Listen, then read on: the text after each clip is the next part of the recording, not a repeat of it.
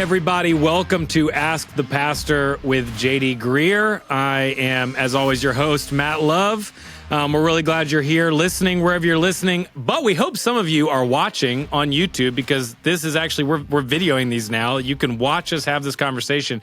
So if you are still listening, I would just encourage you to go try it out. Just go hop over to YouTube, watch us for a few minutes, see what happens, see if you enjoy it more. Actually, Matt, they're watching you. Mine is an AI-generated yes, avatar of me, but this is the new format of Ask the Pastor. Is just a way of getting JD's AI person to do all the work for him. So yeah, that's exactly right.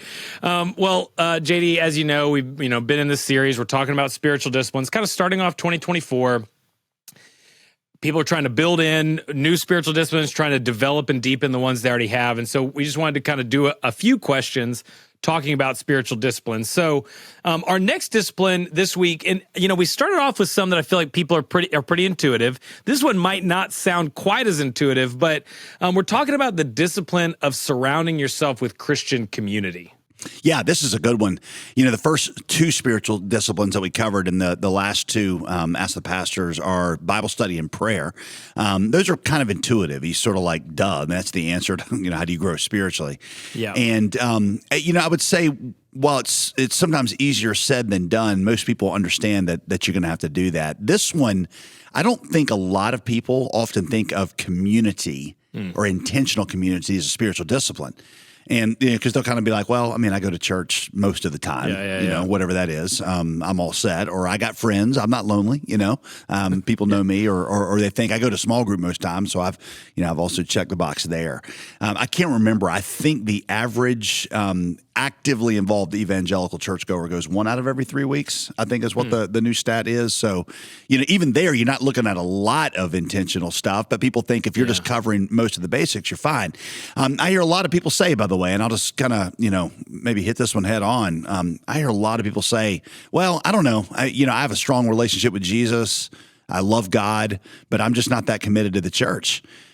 And I always say this. It's easier when you look in somebody's eyes and say this, but I have to look in your eyes right now. That's not really true. That's not true. I know people think it's true. It's just not. They might have great respect for Jesus, but the thing is, Jesus very clearly said that if you loved him, you would be committed to his church. Written John 15, he said we were to love each other so much that we would lay down our lives for each other. And, just to state the obvious, you can't do that for somebody that you're not connected to or not in relationship with. That's good. That's good. Yeah. To pastors like you and me, John 21, Jesus said, if you love me, feed my sheep. In other words, you're going to show your love for me by how well you take care of my sheep. And so we just say there's no way that you can be obedient to Jesus and neglect those that he commanded us to love. One of the other analogies I think is important here is that the church is called the bride of Christ. And, just to state the obvious, you can't love somebody and hate their bride if that's the person they love the most. I asked our church recently, I'm like, how do you think that I'd react to you if you said to me, Pastor JD, we love you? Can you come over to our house for dinner? Here's the key to our mountain house. Please enjoy that. But these invitations are not for Veronica. We like you, but we just don't care for her. She gets on our nerves a little bit. That conversation is probably not going to go anywhere. I'm probably not coming over for dinner because you can't love me and be annoyed with Veronica. Now, I should point out just to our listeners that has never, ever happened in the Greear history ever. Because, and you can enthusiastically agree with this, people always like her better than me after we meet. Yeah, it might happen in the other direction, but it's definitely not happening in that direction.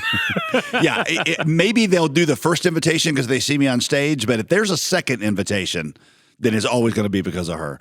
But anyway, the point is, you can't say to Jesus, "I love you," but not really be committed. And so the measure of your commitment to Jesus is not how the lovey-dovey feelings you have for him or that you get, chills when you listen to worship songs.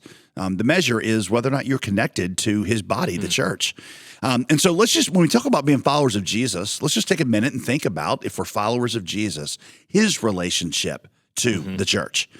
Specifically, let's just limit it to the 12 men that he traveled with as his disciples. What you see is that in addition to these great preaching things that he did, the miracles, he lived among these guys. He served them and he spoke personally into their lives. Let me walk through each of those really quickly and just apply them to us.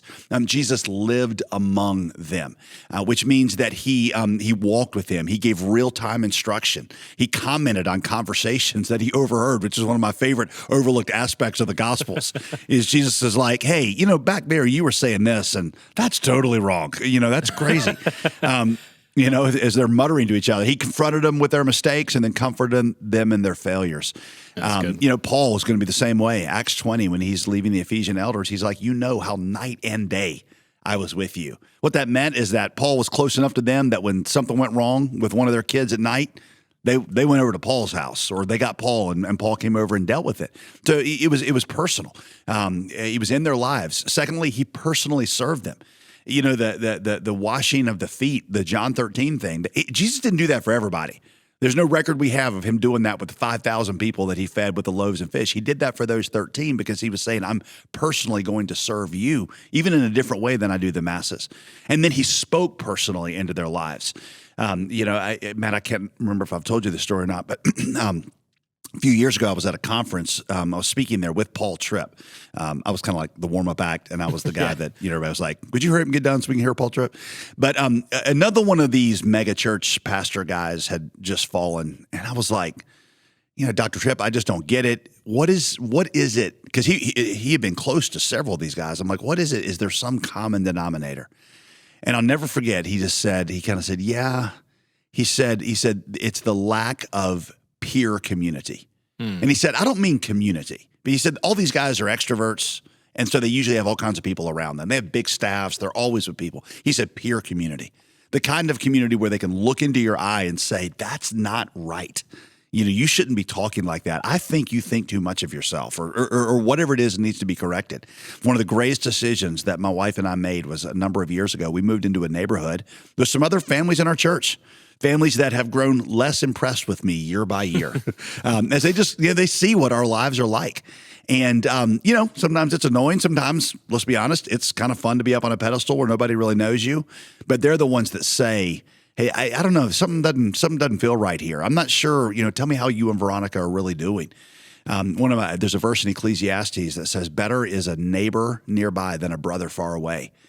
Think of a neighbor as somebody that you don't really like that much. Think of a brother as somebody that you're really close to. And he's like, it's better to be in close proximity to people, even if they're not perfect people, than it is to have somebody that's just absolutely perfect. That's a ways away.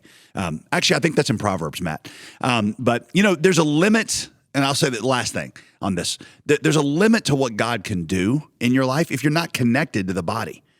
Paul, 1 Corinthians 12 says that we're a body, and we're like members of that body. And at some point in that chapter, he says, how does the body take care of its own members? And his answer is he does it through other members. To use a silly analogy, if my left elbow sends a message up to Father Brain and says, Father Brain, I itch, how does my brain take care of that? It doesn't zap it from, brain heaven with a bolt of, brain power. It sends a message to the fingers on my right hand. And by the way, our listening audience can see me act out this demonstration. One of the many benefits. But it's like a 3D movie. There's like a whole new element to everything now. It sends a message to these fingers, go take care of your brother left elbow's itch. Well, a lot of times we're praying for things from God. God, help my marriage. God, give me direction right now in this situation. And God's like, how can I answer that? You just want me to zap you from heaven with the answer, but I'm actually going to put the answer in another member of the body. And because you've disconnected yourself from that body, you won't be able to experience the answers to your prayer. And so we actually limit the voice of God and the activity of God in our life when we limit our community in the church. That's really good. Yeah, I mean, just that, community reminds us that we're not meant to be self-sufficient. It's one of the means of grace that God's given us. And even what you said, a second ago, I remember in college, the phrase we always would use was life on life. We want to live our lives around one another so we can see what's really going on and press in. And so that's really, really good. So you actually mentioned this idea. You talked about some of these megachurch pastors being extroverted, very extroverted. And this next question is like the best question about this, because I feel like it's the practical stuff that a lot of people think about. Brad asked us, he's like, all right, I want to find community. What should I do if I want to find community, but I am a big time introvert? What is Brad supposed to do if he doesn't want to be around people all the time? Like, he's got that introverted gear, but God says, go hang out with all these people. Yeah. Brad, first of all, thank you for reaching out to us, for jumping out of that comfort zone, Yeah. taking a chance that we might actually write back. And you're like, no, I don't want that. There's a positive and negative everything. I just finished a biography of Elon Musk, and it said in there that Elon Musk loves humanity as a concept. He really loves the human race, but he doesn't like individual humans. And I thought, okay, so as long as we're not talking about that, I mean, if some people can use these terms as, I just don't really want to share my life with people, and that's not right. But some people have a personality where they just, people drain them. And that's just how God made you. I understand that. I'm not really an introvert, but there are times that I don't want to be with people, and I'm a pastor. A couple things I'd say. First, this is exactly why we talk about it as a discipline. You don't have to discipline yourself with things that come naturally to you. If you're a natural, person who just loves to be around people, then nobody needs to tell you to go to church. One of my kids is like that. I mean, she literally wants to be at church every time the doors are open because she loves people. But for those of us that, there is a discipline aspect of it. Second, I would just say, recognize God made you a certain way, and there's nothing. It was His choice to make you an introvert, and so you have to learn to do it wisely. And somebody else's standard is not yours.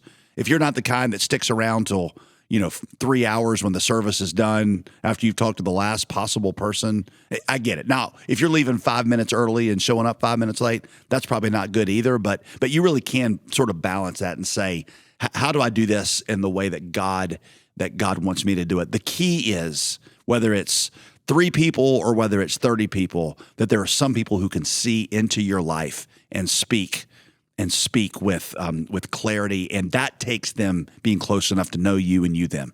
That's good. Yeah, and I've even found, I feel like for a lot of people that are extroverted, maybe the connection to people is pretty easy, but sometimes depth for extroverts is really challenging. They can be, I know 100 people, but don't know any of them well.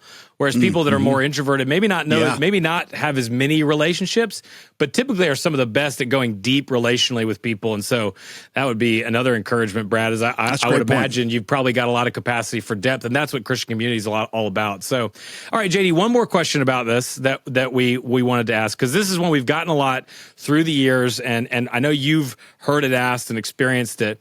But what about somebody that says, it's hard to find community at my church? And this is, there are strong feelings here, but we've heard this a lot. It's hard to find community at my church because there's a lot of people that are hypocritical or they're very judgmental, and I just don't know how to engage with that. So I first want to say that's always a heartbreaking question because, I want to say that if your church is filled with people that are openly practicing sin and nobody, people in leadership know about it and nobody really cares, then yeah, that's probably not a good church for you to be at.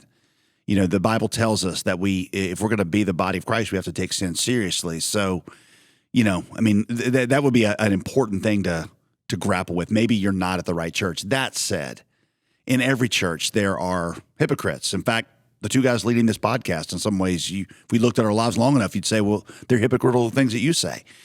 They're not flagrant and intentional, but people get on your nerves, and they're inconsistencies. We are a damaged, broken bunch of people, and when you come in, you're gonna see that.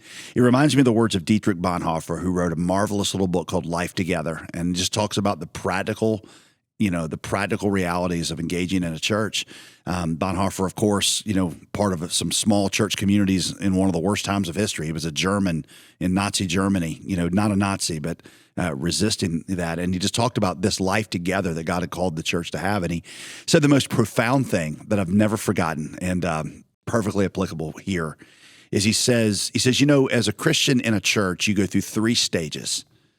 And he said the first stage that you'll go through after you become a Christian, you're a new Christian in church, is you will notice other people's inconsistencies, and it will just disgust you. He said, and you're like, I can't believe these people, I can't believe this is the name of Jesus. He said, and you feel so self-righteous because you see where they are fall short. He said, congratulations, you're at stage 1. Stage 2, he says, is when you become aware enough of your own sin that the disgust you feel at other sins hasn't gone away, but it's outweighed by your disgust at your own sin and brokenness and inconsistency. He said, and that drives you into the grace of Jesus more. He said, and at that point, you're ready for stage 3. And that is, you're ready to re-engage with the church. Now, not as a self-righteous hypocrite, but now you engage with it as a redeemed and forgiven sinner who is able to redeem and to love others with the patience and tolerance by which Jesus has loved you. So I'm not trying to brush that question under the rug. I'm trying to say, grapple with grace, and it helps you grapple with other people who need grace. That's really good. Well, JD, thanks for all of that. It's really helpful. I'm enjoying this series. I feel like it's been really just helpful reorientation around a lot of these things, and I hope you guys are as well.